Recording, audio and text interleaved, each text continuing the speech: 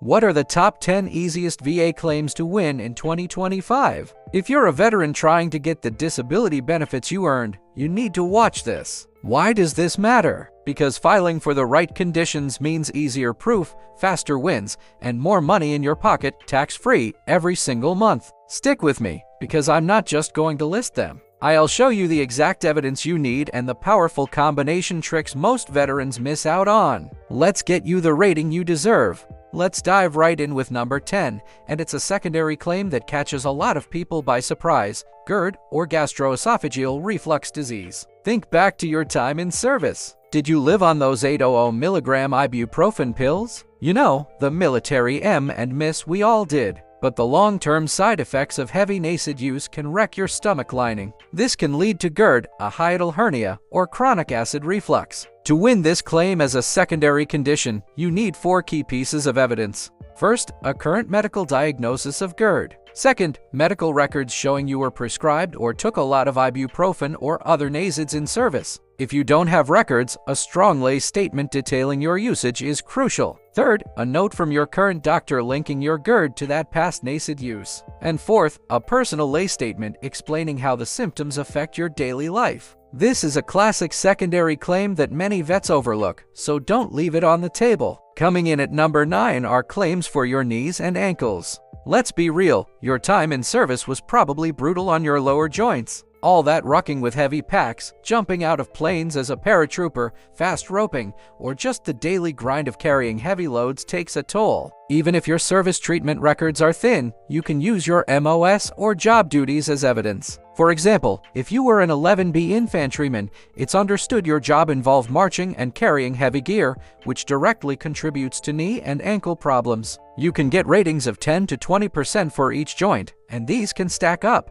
But here's the pro tip: pain in your knees and ankles can cause you to gain weight or alter your gait, which can then lead to or aggravate conditions like sleep apnea or even impact your mental health. Think about connecting these dots for powerful secondary claims. Next up, at number 8, is back pain. This is one of the most common claims for a reason. Whether it's your lower back, mid-back, or upper back, the physical demands of military service often lead to chronic pain. To get this service connected, you need a current diagnosis of a back condition, like degenerative disc disease or a herniated disc. Then, you need to connect it to your service duties. Again, reference your MOS and specific activities. The final piece is a thorough and honest CNP exam. But don't stop there. So many veterans get a rating for their back and miss the biggest value add: bilateral radiculopathy. That's the medical term for nerve pain that radiates down your legs from your back. It feels like numbness, tingling, or shooting pains.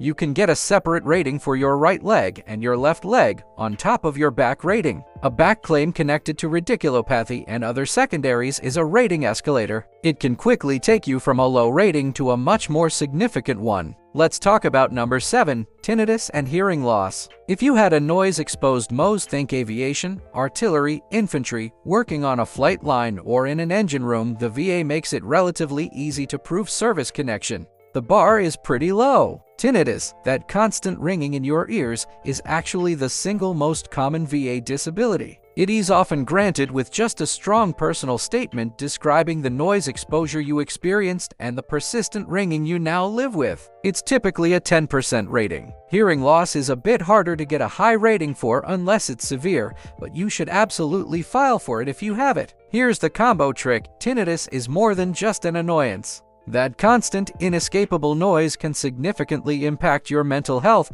leading to anxiety, depression, and trouble sleeping. You can file for a mental health condition like somatic symptom disorder secondary to your tinnitus, turning a 10% rating into a potential 70% or even 100% claim. It's a powerful strategy. Cruising into the number 6 spot is irritable bowel syndrome, or IBS. If you're dealing with chronic stomach pain, cramping, bloating, gas, diarrhea, or constipation, you might have IBS. And thanks to the PACT Act, getting this service connected is more straightforward than ever for many veterans. IBS is now a presumptive condition if you served in specific locations and timeframes associated with burn pits and other toxic exposures, like in the Gulf War region. This means if you meet the service requirements, the VA presumes your IBS is connected to your service, and you don't need to provide as much evidence to prove the link. Even if you don't qualify under the PACT Act, IBS can also be claimed as a secondary condition. It is commonly linked to the side effects of medications or as a physical manifestation of a mental health condition like anxiety or PTSD. The gut-brain connection is real, and the VA recognizes it. At number 5, we have chronic fatigue syndrome, or CFS. This isn't just about feeling tired. It's a debilitating, whole-body fatigue that doesn't get better with rest. Key symptoms include non-restorative sleep,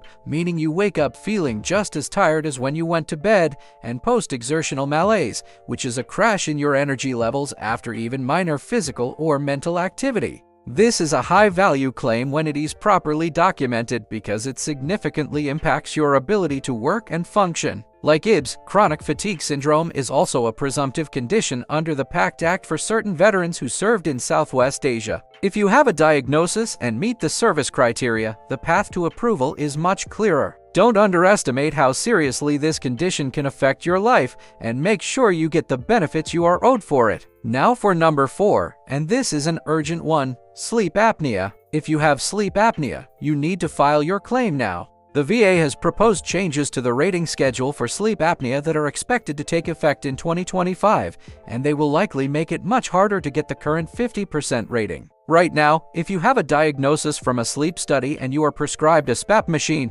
you automatically qualify for a 50% rating. It's that simple. The key is linking it to your service. Sleep apnea can be claimed as a secondary condition to a wide range of issues. It can be caused by weight gain related to a service-connected knee or back injury that limits your mobility. It's also linked to GERD, asthma, a deviated septum you suffered in service, or even mental health conditions. My advice is to get a sleep study, get diagnosed, and file your claim before these rating changes happen. The window is closing. Coming in hot at number 3 are foot problems. This is another one that makes perfect sense when you think about military life. Conditions like pes planus flat feet, plantar fasciitis that's stabbing heel pain, and metatarsalgia pain in the ball of your foot are incredibly common among veterans. Why? Think about the standard issue boots, the endless standing in formation, the long marches over rough terrain with a heavy ruck on your back, and climbing endless stairs on a ship. All of these activities aggravate and can even cause chronic foot conditions. When you file, don't just rely on your medical records. Write a detailed personal lay statement. Talk about the weight of your rucksack, the number of miles you marched, the hours you stood watch. This paints a vivid picture for the VA rater, connecting your current foot pain directly back to the specific duties you performed in service.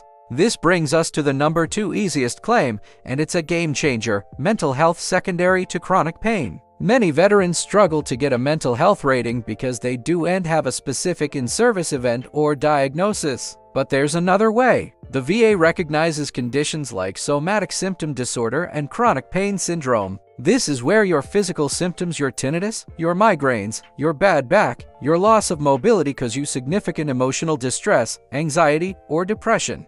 You're essentially filing a mental health claim because of your other service-connected physical conditions. These are extremely high-value claims, with an average rating of 70%, and they can go all the way to 100%. The evidence you need is a current diagnosis, a medical opinion linking your mental health symptoms to your service-connected condition, and detailed examples of how it impairs your social and work life. This is one of the most powerful strategies in VA claims. And the number 1 easiest and most impactful VA claim to win before 2025 is PTSD, or post-traumatic stress disorder. Now, when most people hear PTSD, they think of combat and firefights, and that is absolutely a valid stressor. But the VA's definition is much broader. A stressor can also be hazardous duty, consistent exposure to the sounds of war even in a support role, being part of a Graves registration unit, or even just training exercises that simulate the instruments of war. The key to a successful PTSD claim is your lay statement.